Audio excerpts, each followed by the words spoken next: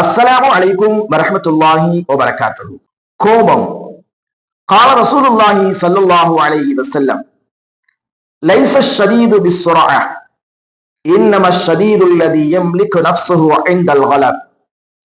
அல்லாஹ்வின் தூதர் ரசூலுல்லாஹி ஸல்லல்லாஹு அலைஹி வஸல்லம் அவர்கள் சொன்னார்கள், பிறரை வீழ்த்துபவன் வலிமை வாய்ந்தவன் அல்ல, கோபம் வரும்பொழுது தன்னை அடக்கிக் கொள்பவனே வலிமை வாய்ந்தவன் என்று அல்லாஹ்வின் தூதர் ரசூலுல்லாஹி ஸல்லல்லாஹு அலைஹி வஸல்லம் அவர்கள் கூறினார்கள்.